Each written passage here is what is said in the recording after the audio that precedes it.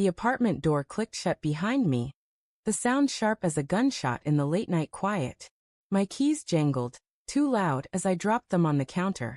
The living room was dim, lit only by the blue flicker of Sarah's phone screen. Her face a mask of shadows and suspicion. "Who's that?" she snapped, her voice slicing through the stillness.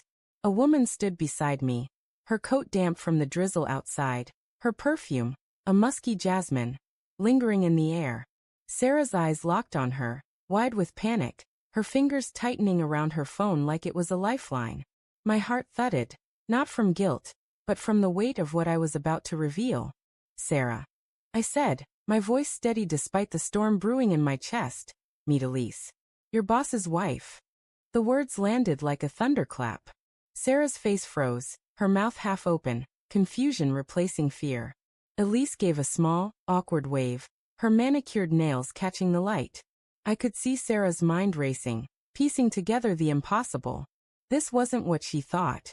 Or was it? It started 3 weeks ago, with a text that buzzed my phone at 2 a.m. Sarah was asleep, her breathing soft, but I was awake, staring at the ceiling restless. The message was from an unknown number. "We need to talk." About Sarah.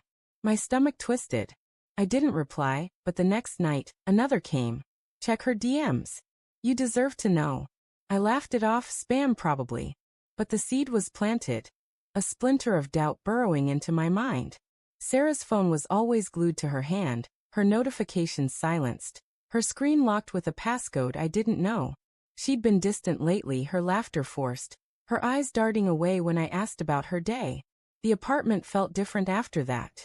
The sleek hardwood floors, the exposed brick walls we'd loved when we moved in, now seemed cold, sterile. I noticed things I hadn't before.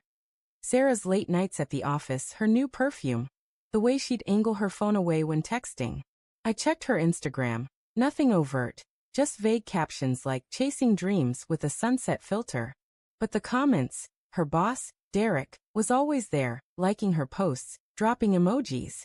A winking face. A heart. My jaw clenched every time. I didn't confront her. Instead, I watched. I rationalized. She was ambitious, climbing the ladder at her tech startup. Derek was just supportive, right? But then I saw the Venmo payments, small, irregular amounts, labeled coffee or lunch. From Derek. My chest burned with a mix of shame and rage. Was I paranoid, or was she slipping away? Then came Elise. I met her by chance at a coffee shop near Sarah's office, the kind with overpriced lattes and exposed pipes. She was crying, her mascara streaking, her hands shaking around a cold brew. "You're Sarah's husband, aren't you?" she asked, her voice brittle. I nodded, wary. She leaned in, her words a whisper. "Derek's cheating. I think it's with her." The air left my lungs. Elise showed me screenshots, texts from Derek's phone, vague but damning. "Miss you already. Can't wait for Thursday." Sent to a contact labeled S. My Sarah. I wanted to scream, to call Sarah and demand answers, but Elise stopped me. "We need proof," she said, her eyes hard now, no longer the fragile woman from moments ago. She'd been tracking Derek's location through their shared app, noticing his late-night meetings at hotels. My mind spun. Sarah had told me she was at a team dinner last Thursday. I'd believed her. Why wouldn't I? We became allies, Elise and I, bound by suspicion and hurt.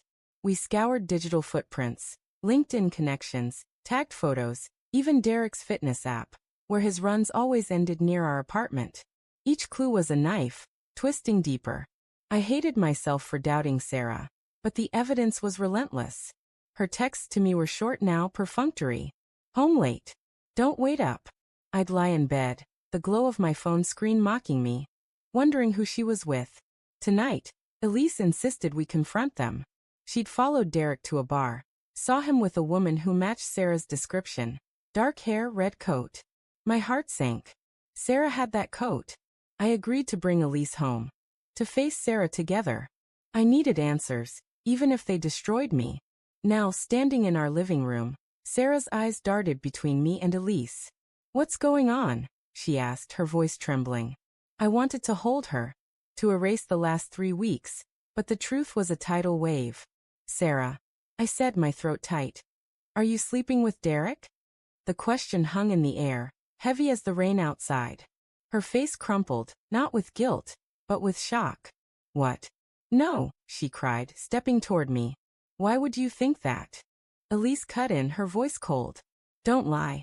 I've seen the texts. The hotels. Sarah's gaze snapped to her, then back to me, her eyes filling with tears. You think I'd do that to you?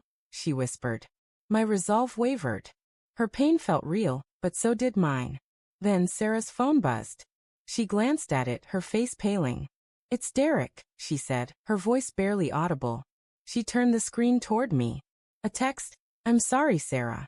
I told her it was you. I didn't know what else to say. My blood ran cold. Elise grabbed the phone, her hands shaking as she read.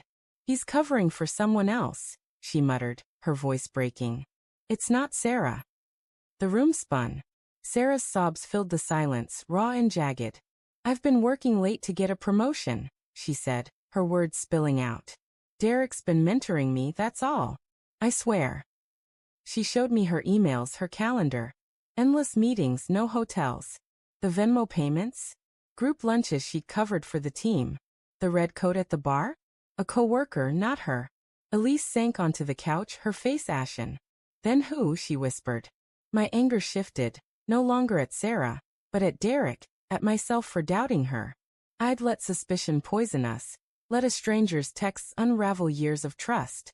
Sarah reached for my hand, her fingers cold. I love you, she said, her voice cracking. I wanted to believe her, but the doubt lingered, a ghost in the room.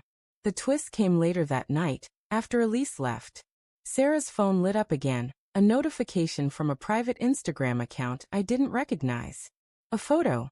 Derek, arm around a woman in a red coat, tagged at a hotel. Not Sarah. The caption read, Caught you. Sent by Elise. She'd known all along, hadn't she? She'd used me, fed my fears, to trap her husband. And I'd almost lost Sarah in the process.